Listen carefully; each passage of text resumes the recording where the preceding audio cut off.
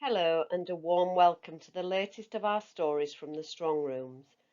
Talks informed by the narratives found within the collections here at Hull History Centre. This month, as Jews around the world celebrate the 7-day festival of Passover, the political contribution that many Jews made to the city of Hull should not be overlooked.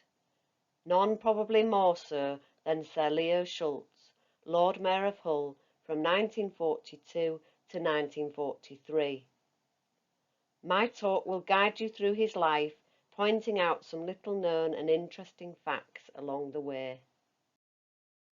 Joseph Leopold Schultz was born in 1900 at 95 Holderness Road to an immigrant father of Polish descent. This is the entry from the 1901 UK census. We know that his father's family trekked across Poland to Hamburg and then sailed to Hull as refugees from the pogroms.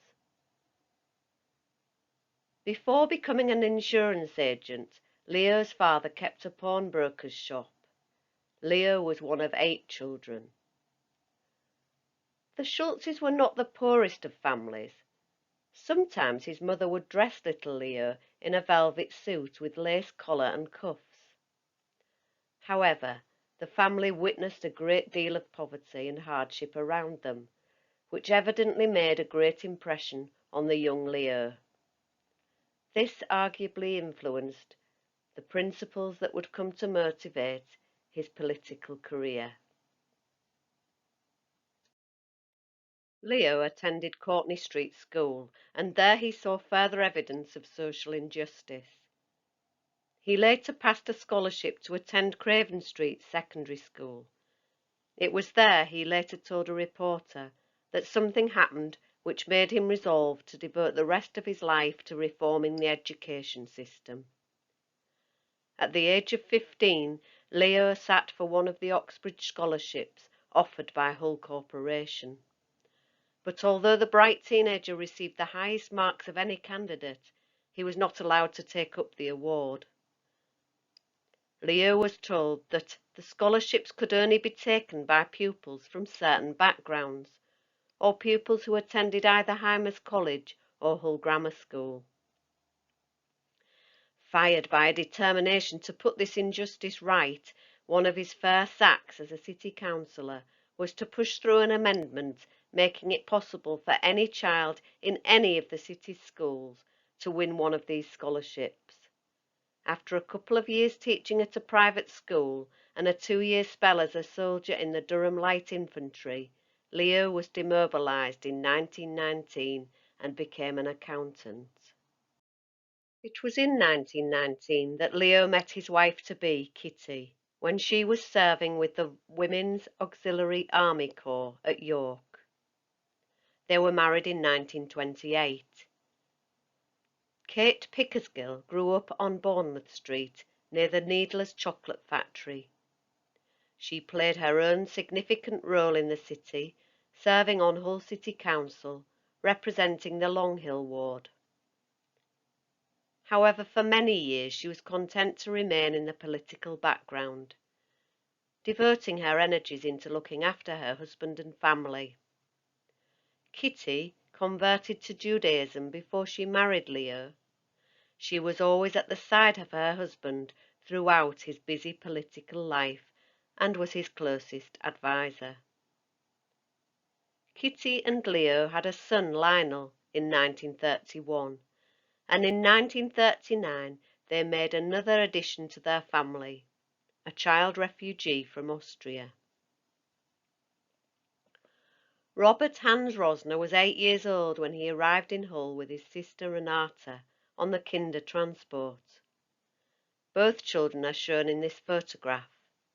Renata was taken on by another Jewish family in Anlaby High Road, who were greengrocers. The Schultz family soon settled down. Lionel became a mining engineer and was an active member of the Labour Party from the age of 16. Robert became an architect and built the house that Leo and Kitty lived in on Newland Park. Leo was a member of the Western Synagogue on Linneas Street and his faith was never far from his mind. He was also a supporter of local sport, enjoying both playing and watching cricket. Always a socialist, Leo soon became prominent in the local Labour Party and was first elected to Hull City Council as a councillor for the Myton ward in 1926. Apparently he rarely found time to pursue his accountancy work and earned very little for his family due to the time he devoted to his constituents and the various council committees on which he sat. In those days councillors were not paid. He was for many years chairman of the council's finance committee, and he was on the committee of the National Association of Municipal Authorities, meeting regularly in London and consulting with ministers and their civil servants. In fact, he became quite well known in Whitehall circles for his expertise and high quality of public service. The one-time Hull North MP, Kevin McNamara, worked closely with Leo for many years and is recorded as saying that Leo stood head and shoulders above other local government leaders, not just in Yorkshire but nationally. He was irascible and highly intelligent and a brilliant debater. He won the respect of government ministers on both sides by his tenacity and business knowledge. Leo was a visionary, dedicated to helping others and changing living conditions in Hull for the better. During 1938, Leo was cynically referred to as the Prince of Wonderland by journalists nationally because of his compassionate attitude and his far-reaching ideas for the redevelopment of Hull.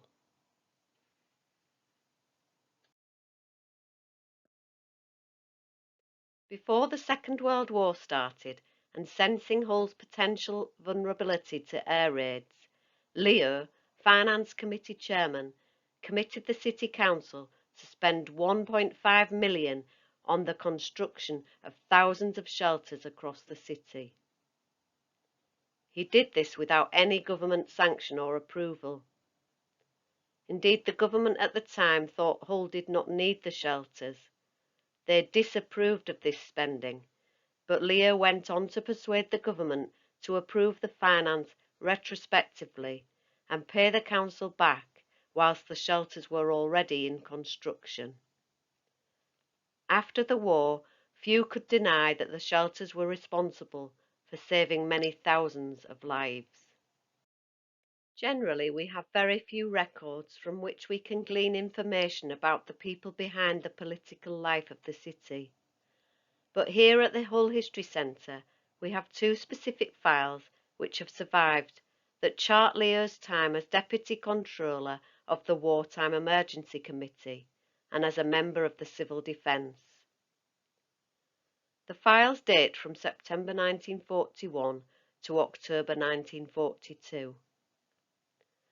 Though obviously a busy man, he was meticulous in his record keeping. The photograph on this slide shows the members of the Emergency Committee, with Leo on the front row on the right. Speaking after the Second World War about the people of Hull, Sir Leo said, "The spirit of ordinary people, their courage, their fortitude, and above all, their irascible good humour, enabled them to defy the worst that an implacable enemy could inflict upon them." After the war, throughout his long career as leader of Hull City Council, Schultz became concerned with the rebuilding of the city.